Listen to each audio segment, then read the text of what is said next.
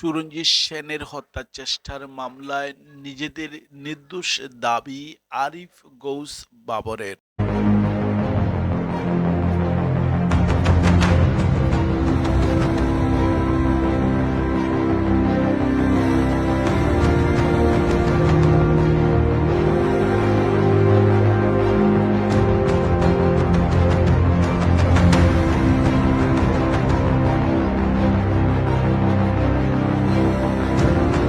প্রিয় দর্শক, সাবেক মন্ত্রী আওয়ামী লীগের সাবেক প্রেসিডিয়াম সদস্য প্রয়াত সুরঞ্জিত সেনগুপ্তর হত্যা চেষ্টার মামলার আদালতে হাজির হয়ে নির্দোষ দাবি করেছেন শ্রম কর্মসংস্থান প্রবাসী কল্যাণ ও বৈদেশিক কর্মসংস্থান মন্ত্রী আরিফুল হক চৌধুরী।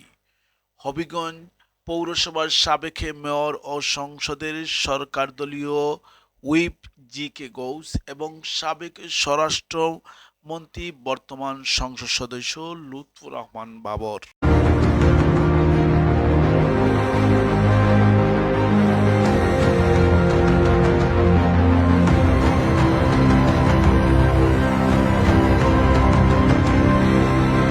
মঙ্গলবার দুপুরে সিলেট দ্রুত বিচার ট্রাইব্যুনাল বিচারক স্বপন কুমার সরকার আদালতে হাজির হয়ে নিজেদের নির্দোষ দাবি করেন তারা।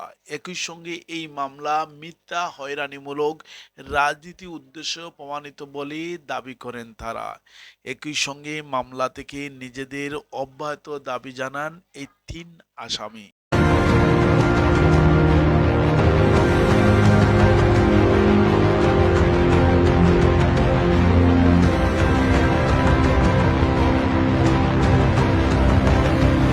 প্রিয় দর্শক, মামলার আসামি পক্ষে আইনজীবী এটিএম ফয়েজ জানান, 2004 সালে 21শে জুন দুপুরে দিরাই বাজারে একটি সমাবেশে বোমা হামলার ঘটনা ঘটে। এই সমাবেশে প্রধান অতিথি হিসাবে বক্তব্য রাখছিলেন সুরঞ্জিত সেনগুপ্ত।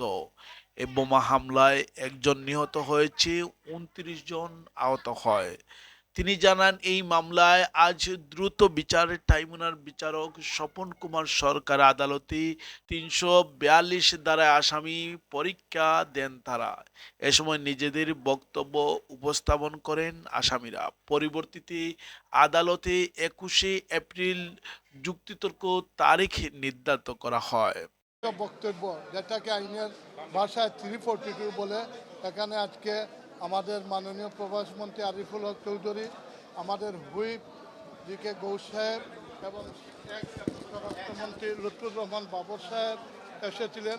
ওনারা লিখিত বক্তব্য দিয়েছেন, মৌখিকভাবে বক্তব্য দিয়েছেন।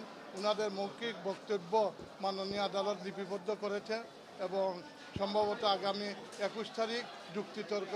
আর কি হবে পরের ধাপটা হচ্ছে আর্গুমেন্ট, যেটা যুক্তিতর্ক এবং তার সর্বশেষ ধাপ। হ্যাঁ, ওনারা বলছেন যে এটা দেখেন ওই তৎকালীন সময় ফ্যাসিস্ট সরকার